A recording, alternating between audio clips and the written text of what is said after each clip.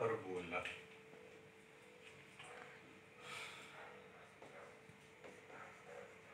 Hyperbola is locus of a point which moves such that ratio of its distance from a fixed point to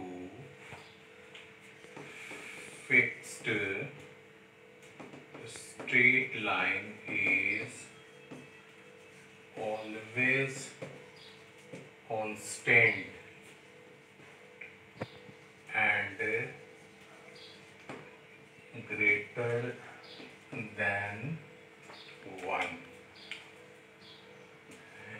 ई जो है इसमें 1 से ज़्यादा होता है. The fixed point is called focus. The fixed straight line is called directrix, and the fixed ratio is called eccentricity, which must be greater than 1. यानी कि LM directrix S focus, let S is focus and LM is directrix of the hyperbola. Let P is a point on the hyperbola.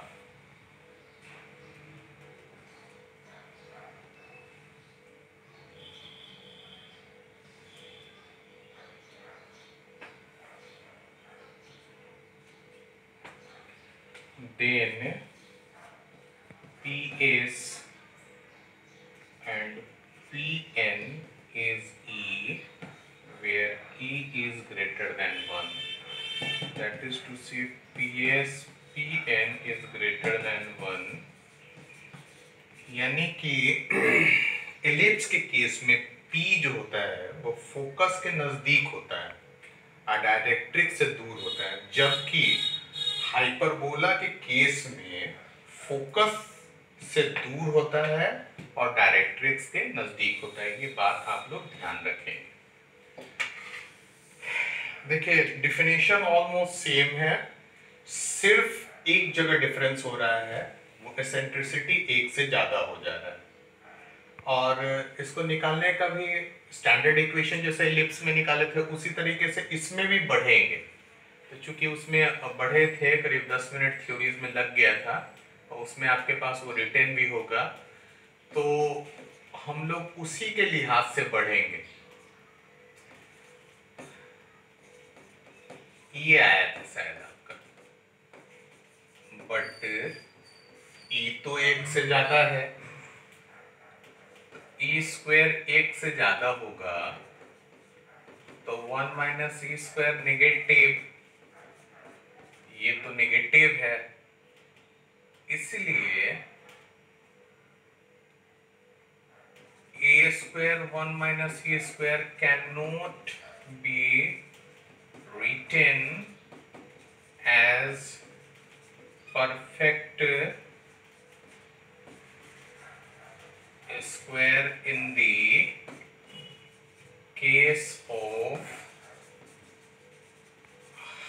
Hyperbola. तो for e must be greater than 1 in case of hyperbola एकदम same उसी तरीके से आना है balance करने के लिए, क्योंकि अभी हम दिखाए हैं ए स्क्वायर माइनस 1 पॉजिटिव है, ए स्क्वायर माइनस 1 पॉजिटिव होगा। चूंकि बी स्क्वायर एक परफेक्ट स्क्वायर है जो हमेशा पॉजिटिव होता है, इसलिए हम लोग अब इसको बी स्क्वायर के बराबर मान सकते हैं, यानी एक्स स्क्वायर ए square y square B square 1। जैसे हम लोग इलिप्स में बढ़ रहे थे एकदम सेम उसी तरीके से बढ़ना है। तो इलिप्स में हम लोग यहाँ तक तो पहुंच ही गए थे और उसके बाद इस टर्म को बी स्क्वायर मान करके आगे बढ़े थे, लेकिन चूंकि ये डेफिनेशन सेम है, सिर्फ ई एक से बड़ा है, तो हम उसी को आधार मान करके आगे बढ़े। तो हमको पता चला कि ए स्क्वायर 1 माइनस ई स्क्वायर 0 से छोटा हो जाएगा, और जब 0 से छोटा होगा तब तो इसको बी स्क्वायर मान ही नहीं सकते। तो इसी चीज को बैलेंस करने के लिए हम यहाँ माइनस लगा दिए और इसको आगे पीछे कर दिए, तो ये बैलेंस हो गया। अब चूंकि देखिए ये 1 माइनस ई स्क्वायर है, ई स्क्वायर माइनस 1, इसका माइनस आया ना, यहाँ प्लस था, ये माइनस हो गया। अब यहाँ देखें कि ये तो पॉजिटिव हो सकता है, इसलिए इसको बी स्क्वायर मान लिए, और यही स्टैंडर्ड इक्वेशन ऑफ हाइपरबोला हो गया। मतलब डिफरेंस बहुत ज्यादा है नहीं, और ये माइनस का डिफरेंस इतना ज्यादा फर्क पड़ेगा कि आगे आप लोग ग्राफ वगैरह सब में देखेंगे, इसका सारा प्रॉपर्टीज में अंतर हो जाएगा। यही स्टैंडर्ड इक्वेशन ऑफ हाइपरबोला है। याद रखिएगा हाइपरबोला एक ऐसे पॉइंट का लोकस है जो इस तरह से घूमता है कि जब हम उस पॉइंट का किसी फिक्स पॉइंट से डिस्टेंस और किसी फिक्स स्ट्रेट लाइन से डिस्टेंस जब निकालते हैं और निकाल के जब रेशियो करते हैं ना, तो वो एक से बड़ा होता है, और चूंकि वो एक से बड़ा होता है, ठीक है, तो उसी को हम लोग जो डेफिनेशन है उसको हम लोग हाइपरबोला कहते हैं, और उसी के आधार पे बढ़े हैं। चूंकि डेफिनेशन ऑलमोस्ट सेम है, सिर्फ एलिप्स में ई 0 से 1 के बीच में था, और इसमें ई यानी रेशियो जो है ना 1 से बड़ा है, यानी कि in the case of hyperbola P जो है वो रेस्पेक्ट में फोकस से ज्यादा दूरी पे होगा उसके तुलना में, डायरेक्ट्रिक्स के तुलना में, जबकि एलिप्स में पी जो है ना वो फोकस के ज्यादा नजदीक था। बस यही डिफरेंस है, इसलिए एसेंट्रिसिटी 1 से बड़ा हो जा रहा है। तो उसी को आधार मान के आगे बढ़े तो हम देखें एक्स स्क्वायर बटा ए स्क्वायर माइनस वाई स्क्वायर बटा बी स्क्वायर बराबर 1, यही आपके पास हाइपरबोला का स्टैंडर्ड इक्वेशन हो गया, और ये उसका कंडीशन हो गया बी स्क्वायर के लिए।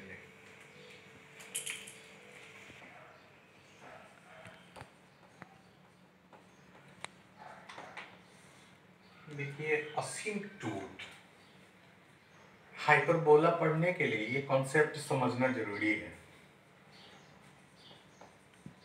asymptote is tangent to the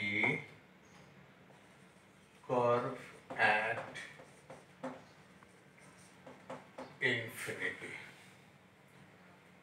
तब asymptote जो होता है ना, अनंत पे किसी कर्व का टेंजेंट होता है, यानी कि कोई कर्व अगर अनंत की ओर मूव करता रहता है तो उसके कर्व को मेंटेन करने के लिए एक स्ट्रेट लाइन चाहिए, एक बाउंड्री के रूप में, एक लक्ष्मण रेखा के रूप में एक स्ट्रेट लाइन चाहिए जो उसको इन्फिनिटी पे टच करे। चूँकि इन्फिनिटी तो अपने आप में एक भ्रामक शब्द है, अनंत तो कुछ होगा नहीं, वो तो बढ़ता चला जाएगा, तो वो उसको सपोर्ट लाइन की तरह उसका काम करता है। जैसे अगर ये एक कर्व है इन्फिनिटी की ओर जा रहा है, तो ये स्ट्रेट लाइन जो है ना वो असिम्प्टोट कहलाएगा। ये देखिए अनंत तक इसके साथ साथ चलता चला जा रहा है, और इस कर्व को इसकी बाउंड्री क्रॉस करने नहीं दे रहा है, यानी इस कर्व को मेंटेन किए हुए है। ठीक है, ऐसा लग रहा है कि छू रहा है लेकिन छुएगा नहीं, हाइपरबोला पढ़ने के लिए असिम्प्टोट का जरूरत है। बिना असिम्प्टोट का हाइपरबोला और ट्रिग्नोमेट्री के 6 ग्राफ अगर बेसिक ग्राफ है, sine cos tan cot sec cosec, तो उसमें टैन कॉट सेक और कॉसेक ये 4 गो में असिम्प्टोट का जरूरत पड़ता है। और ऐसे बहुत सारे कर्व है बेसिक ग्राफ जो इन्फिनिटी की ओर जाते हैं, तो उनको उनके कर्व को अपने बाउंड्रीज में रखने के लिए एक सपोर्ट लाइन का जरूरत होता है, जिसको लिखा तो जाता है कि वो टच कर रहा है अनंत पे, लेकिन अनंत तो कुछ है नहीं। तो इसका मतलब है कि उसके साथ साथ बढ़ता चला जाएगा और इसको फैलने से रोकेगा, इसको एक नियत रूप में रखा रहेगा। ठीक है, इसी को हम लोग असिम्प्टोट कहते हैं। तो यहाँ हम लोग को हाइपरबोला पढ़ने के लिए असिम्प्टोट का जरूरत पड़ेगा, क्योंकि हाइपरबोला भी उसके 2 ब्रांचेज है, वो इन्फिनिटी की ओर भागते हैं, तो उसके कर्व मेंटेन करने के लिए उसका जरूरत पड़ता है। Graph of hyperbola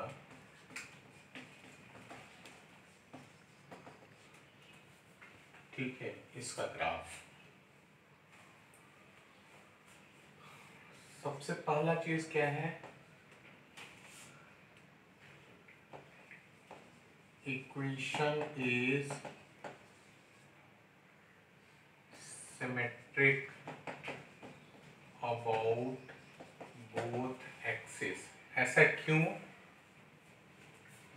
as X and Y both having even powers, दोनों के पावर इवन है, इसलिए दोनों एक्स एक्सिस और वाई एक्सिस दोनों के सिमेट्रिक होगा। दूसरा है, अगर x बराबर 0 नॉट पॉसिबल, यानी curve will not cut by axis, y बराबर 0 तो X square A square 0, X square A square plus minus A,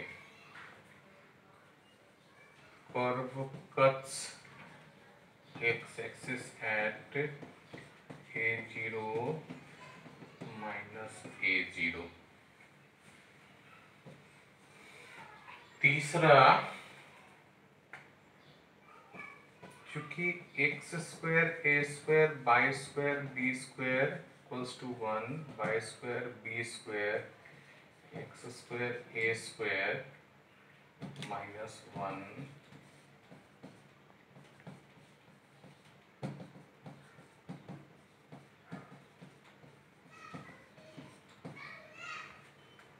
by को हम लोग प्लस माइनस बी बटा A x square A square root under लिख सकते हैं।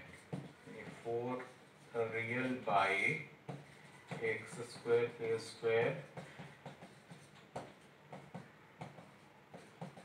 माइनस ए से ए के बीच में हो जाएगा।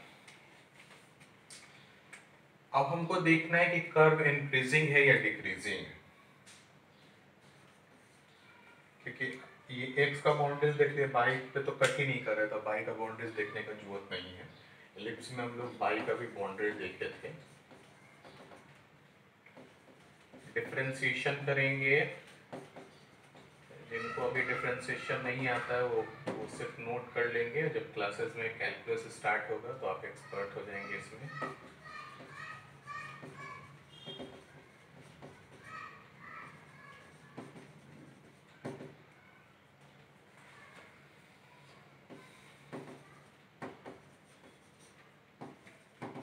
इन first quadrant x positive by positive, यानी dx positive, curve is increasing. पांचवा,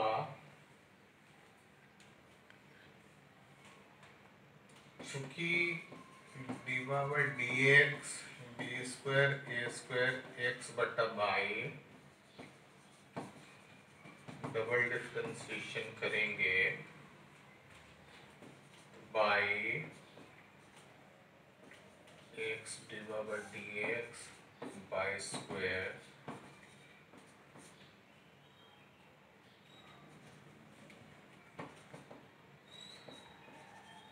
स्क्वायर एक्स बटा by square B square A square by square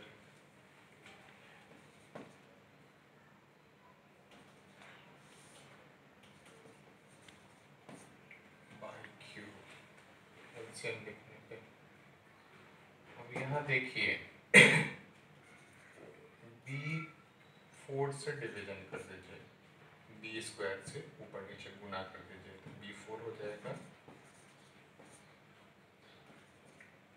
A square by x square B square A square B square अलग अलग कर दीजिए।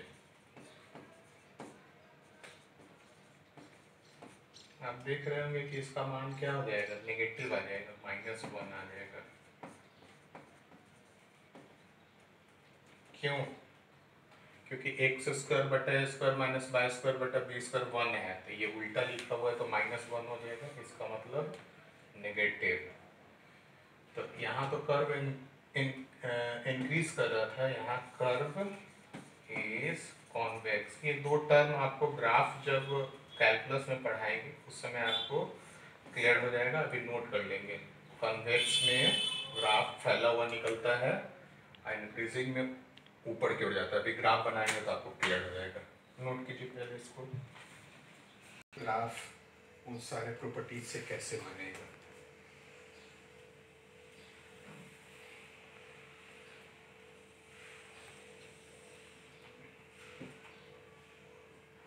ये axis हो गया,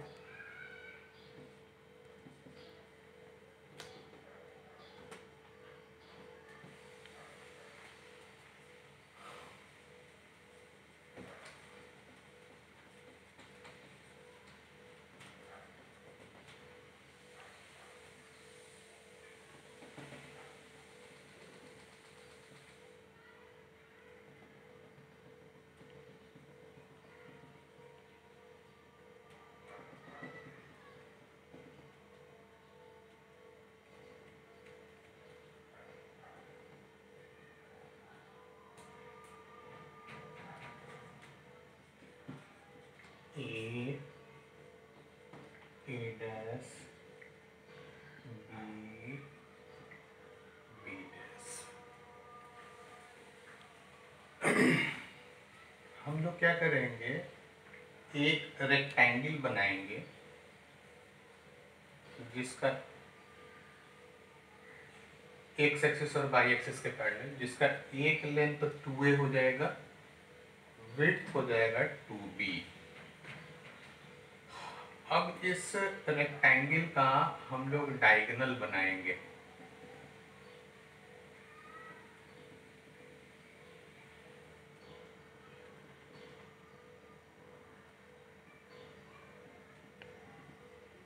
इसको PQ और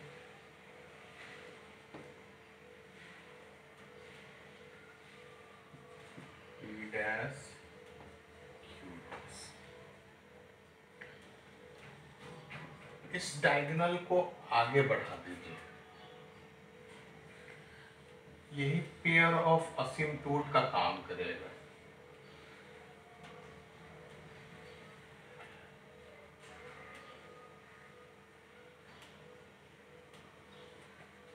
इसको आगे बढ़ा दीजिए। वहां देखे थे x जो था, अच्छा लगता है पीछे वाला जो टर्म है उसमें एक्स स्क्वायर ग्रेटर देन ए स्क्वायर था, तो एक्स ए से बड़ा एक्स माइनस ए से छोटा होना चाहिए था। वो हो सके गलती से माइनस ए से ए के बीच में लिखा गया था, उसको सुधार थोड़ा सा कर लीजिएगा, गलती से लिखा गया हो। हम लोग क्या करेंगे, ए से बड़ा है और ये दोनों असिम्प्टोट का काम कर रहा है, इंक्रीज कर रहा है और कॉन्वेक्स शेप में है, तो एक कर्व ऐसा चला जाएगा। क्योंकि एक्स एक्सिस के सिमेट्रिक है इसलिए ऐसा चला जाएगा, ठीक है, टच नहीं करना चाहिए। और बाई एक्सिस के भी सिमेट्रिक है इसलिए कर्व इस तरह से होना चाहिए, इस तरह से। ये वास्तविक शेप होना चाहिए कर्व का। ये हम लोग क्या करते हैं ना, हम लोग से बेसिक मिस्टेक क्या हो जाता है कि जैसे ही हम लोग ये हाइपरबोला देखते हैं और तुरंत हम लोग क्या करते हैं ना, ऐसे खींच देते हैं, जबकि ये गलत है। ये दोनों ब्रांचेस कहलाते हैं हाइपरबोला के। ये दोनों ब्रांचेस जो है ना, इस असिम्प्टोट के बीच में ही रहना चाहिए और ये असिम्प्टोट के साथ ही इन्फिनिटी की ओर भागना चाहिए। ये मतलब इसके बिना इसका कोई, अगर ये नहीं है और ये आप जैसे तैसे खींच दीजिएगा तो इसकी लीप जो है आगे की ओर फैल भी सकता है, सिकुड़ भी सकता है, ठीक है। तो वो एक्यूरेट चित्र नहीं बनेगा। एक्यूरेट चित्र बनने के लिए किसी भी हाइपरबोला का निर्माण होने के लिए ये जरूरी है कि असिम्प्टोट्स आप बनाएं। और असिम्प्टोट्स वास्तविकता में कैसे बनाएंगे, जो 2a और 2b से रेक्टेंगल आप बनाएंगे एक्स एक्सिस और वाई एक्सिस के पैरेलल, उसका डायगोनल ही जो होता है पेयर ऑफ डायगोनल, वही असिम्प्टोट का काम करता है और हाइपरबोला उसी के बीच में होता है। अगर आप इसको ढंग से नहीं बनाते हैं तो ये जो है ना वो ऐसे बनाते हैं तो ये हमेशा गलत रहेगा, वो पढ़ाई नहीं हुआ, ये टेम्पररी हो गया। वो इसमें a dash is called transverse axis और b dash is called conjugate axis. अब इसमें ए और बी दोनों का यूज हो रहा है, जबकि इसमें आपका बी पता नहीं चल रहा है कि कहाँ है। ये गलत है। ये चित्र इस तरह से बनना चाहिए। जो भी हाइपरबोला आप बनाएं तो बिना असिम्प्टोट्स का नहीं बनाए। अगर बिना असिम्प्टोट का बनाते हैं ना तो वो टेम्पररी डायग्राम होगा, वो सही नहीं होगा। और ये दोनों जो है ना ब्रांचेज ऑफ हाइपरबोला कहलाता है। ये दोनों कंबाइंड रूप से मिल के एक हाइपरबोला का निर्माण करता है।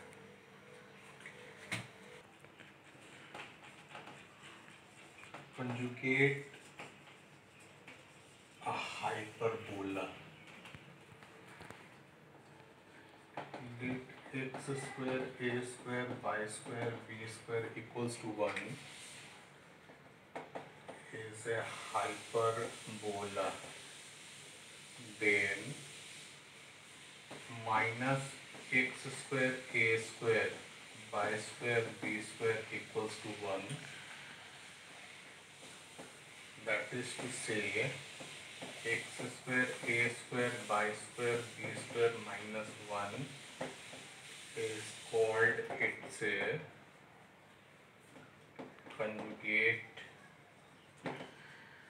hyperbola.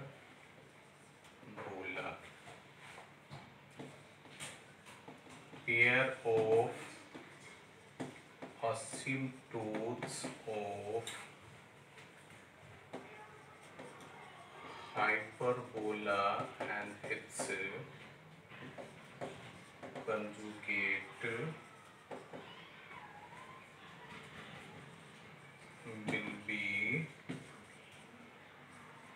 same.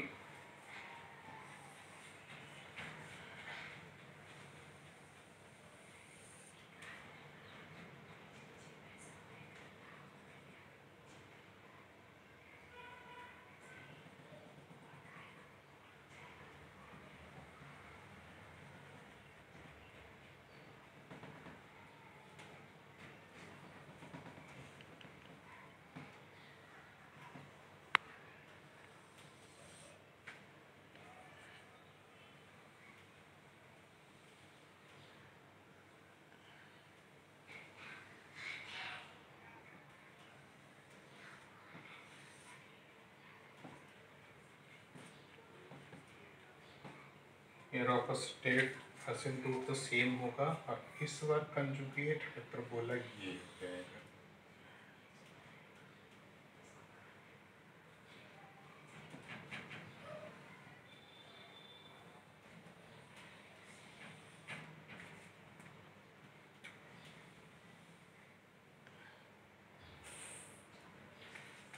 ये हो जाएगा।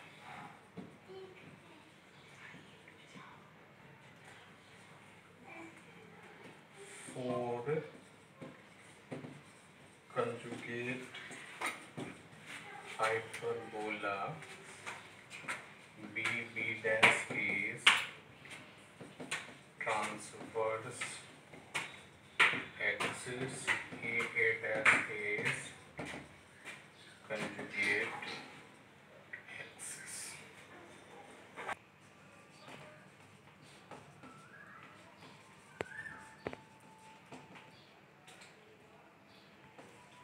Is a hyperbola.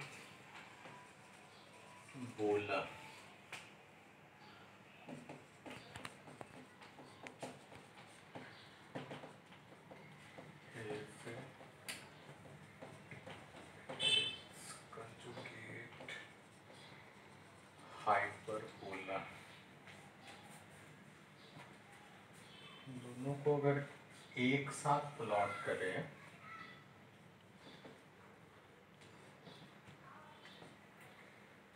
तो देखिए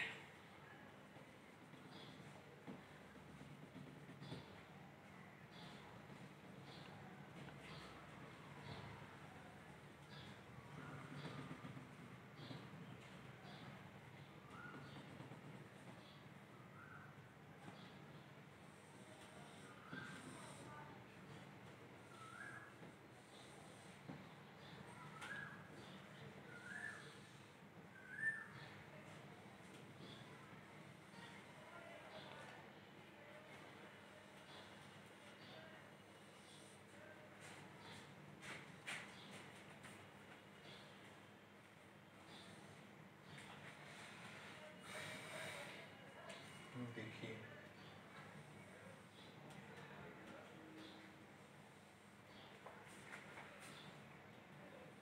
ये तो हाइपरबोला हो गया।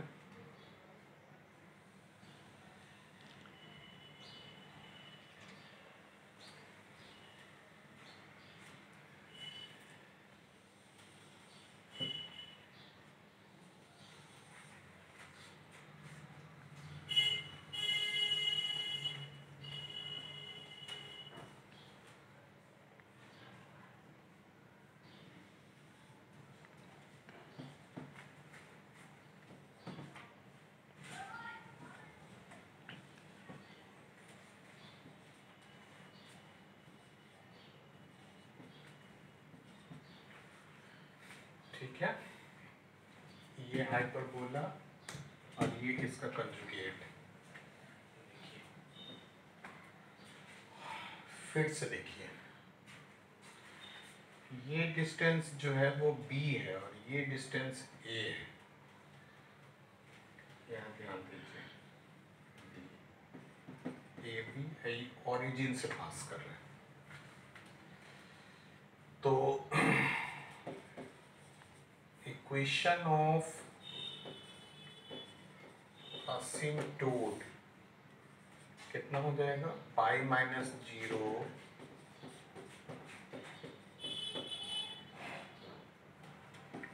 x बटा a y बटा b 1 also ये हो गया पी क्यू और p dash q dash x बटा a y बटा b equal to 0। Equation of pair of asymptotes कितना हो जाएगा x बटा a y बटा b x बटा a y बटा b 0 यानी x square a square y square b square 0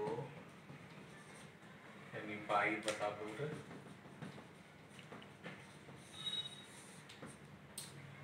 अब देखिए इक्वेशन ऑफ हाइपर बोला अभी हम लोग पढ़े equation of its asymptotes minus X square A square by square B square बराबर -1।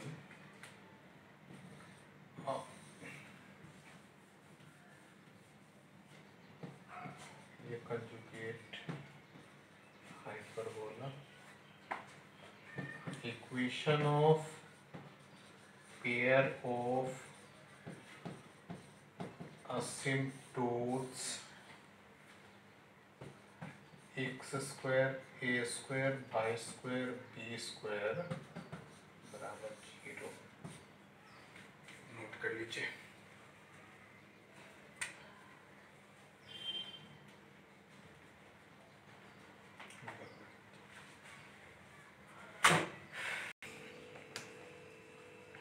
Terms of a hyperbola X square by A square by square B square 1।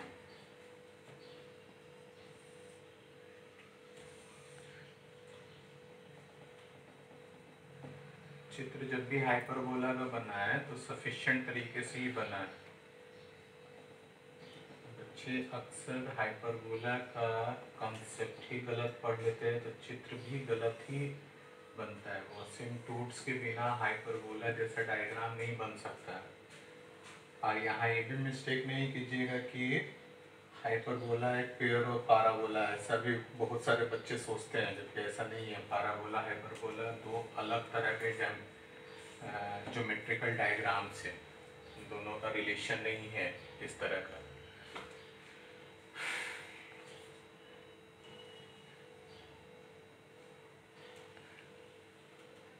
ऐसा shape दिखता है लेकिन एक दूसरे से कोई रिलेशन नहीं है पाराबोला हाइपरबोला का। ये कंफ्यूजन नहीं रहना चाहिए।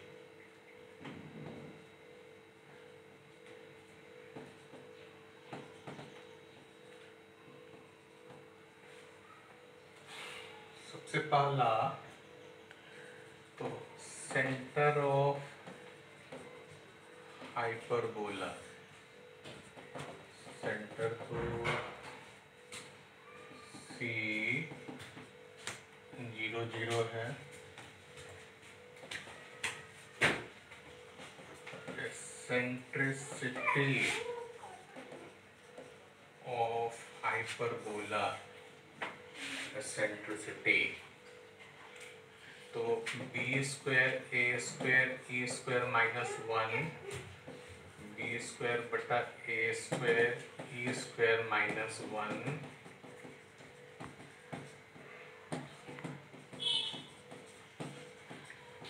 ये एसेंट्रिसिटी हो जाएगा। एसेंट्रिसिटी का मान 1 से बड़ा होगा। उसके बाद फोकस ऑफ हाइपरबोला, फोकस जिसका 10 SAE0, लेकिन चूंकि E 1 से बड़ा है तो A से बड़ा होता है, इसलिए जब हम लोग फोकस निकालते हैं तो फोकस हाइपरबोला का ये तो यहीं तक आ जाएगा। S डैश फोकस हो गया। ये यहाँ की डिस्टेंस बिटवीन ओके टू के ही हो जाएगा। डायरेक्ट्रिक्स ऑफ हाइपरबोला देखिए,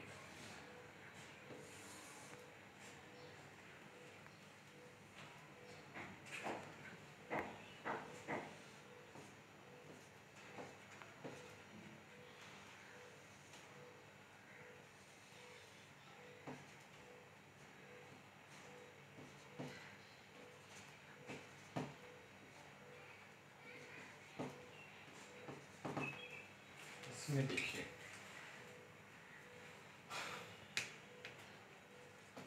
x बराबर a बटा a equation of L L dash equation of M M dash minus a बटा a इक्वेशन ऑफ डायरेक्ट्रिक, दोनों डायरेक्ट्रिक्स का एक साथ अगर इक्वेशन लिखे x बराबर प्लस माइनस a बटा a, ठीक है। चूंकि e एक से ज्यादा है, 1 बटा e एक से कम होगा, a बटा e a से कम होगा। तो देखिए ये दूरी है, इधर की ओर हो गया, यही कारण। एंगल बिटवीन असिम्प्टोट, तो यहाँ फिर से देखिए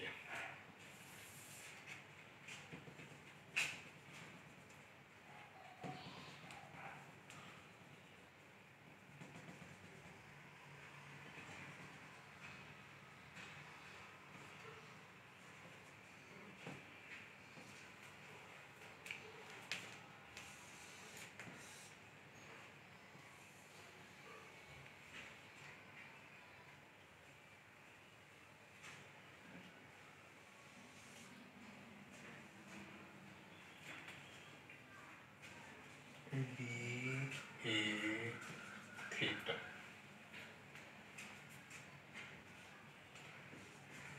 एंगल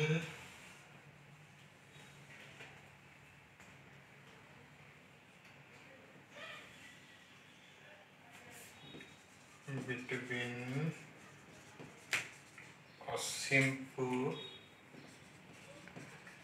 2 थीटा होगा, ये थीटा थीटा, और ये थीटा कैसे निकलेगा, tan इनवर्स d बटा a। ये क्या हो जाएगा, एंगल बिटवीन असिम्प्टोट्स क्या हो जाएगा, 2 tan inverse b by a। ये b हो गया, ये a हो गया।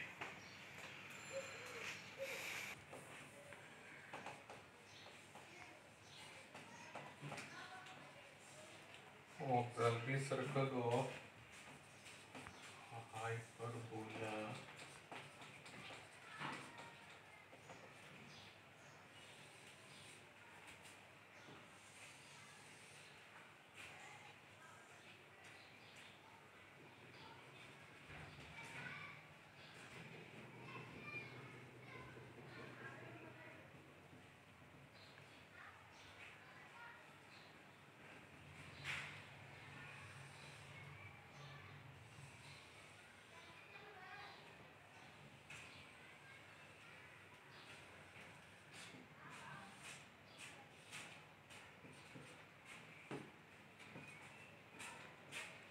ठीक है।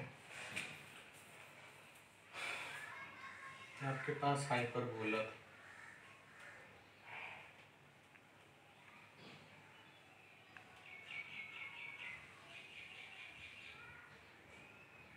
ठीक है।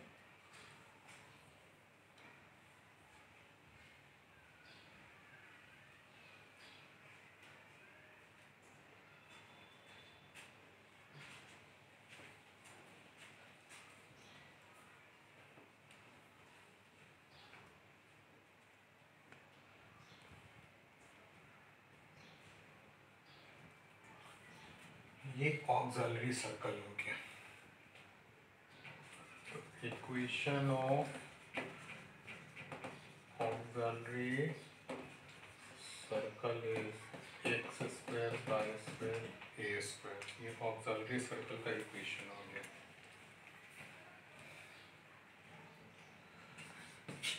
पैरामेट्रिक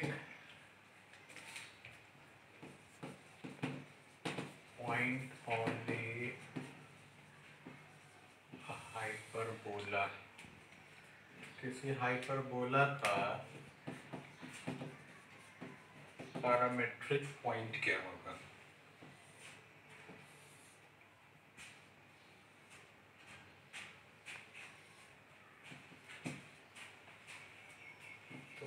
क्या पॉइंट होगा, a sec theta b tan theta, put कर दो, a sec theta b tan theta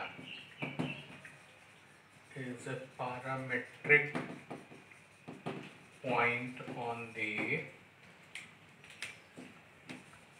hyperbola। जैसे उसमें था ना a sine theta b cos theta, तो इसमें a sec theta b tan theta. इसको पुट कीजिएगा तो देखिए ए स्क्वायर कैंसिल हो जाएगा, sec square theta minus tan square theta हो जाएगा। और एसेंट्रिक एंगल, एसेंट्रिक एंगल कैसे निकलेगा, ये जैसे हाइपरबोला है, इसका ये ऑक्सिलरी पॉइंट सर्कल है इस हाइपरबोला का। इस हाइपरबोला के किसी ब्रांच पे ए से थीटा बी टैन थीटा एक पॉइंट, तो आप क्या करेंगे, यहाँ से परपेंडिकुलर ड्रॉ करेंगे एम से इस पे टेंजेंट ड्रॉ करेंगे, किस पे, फुट ऑफ परपेंडिकुलर से सर्कल पे टेंजेंट ड्रॉ करेंगे, एन पे टच किया और एन को सेंटर से मिला देंगे। ये एंगल थीटा है, तो theta is eccentric angle of hyperbola. आज तो हम लोग बहुत सारा बेसिक कॉन्सेप्ट हाइपरबोला का जान गए हैं, इसका थोड़ा सा प्रॉपर्टीज और बचा हुआ है। तो एलिप्स और हाइपरबोला का पूरा 5 लेक्चर में आपका पूरा का पूरा कॉन्सेप्ट हो जाएगा, फिर हम लोग सवाल बनाएंगे। और देखिए मैथमेटिक्स में कोनिक सेक्शन का बहुत ज़्यादा इम्पोर्टेंस है। आप जेई में इन करेंगे या नहीं करेंगे, इसमें कोनिक सेक्शन सर्कल्स इसका बहुत ज़्यादा, यानी कोऑर्डिनेट का बहुत बड़ा योगदान होगा। अगर कोऑर्डिनेट आपके पास रहेगा तो आप ऑब्वियसली दूसरे बच्चों से लीड करेंगे। और कोऑर्डिनेट आप जो सोचते हैं कि खाली इंट्रोड्यूस कर दिया उससे सवाल आता है, ऐसा नहीं है। अगर आपको डेप्थ में नॉलेज होगा तो एकदम स्ट्रेट फॉरवर्ड आपसे अच्छे सवाल बनेंगे, एकदम निश्चित रूप से सवाल बनेंगे। कल मिलते हैं।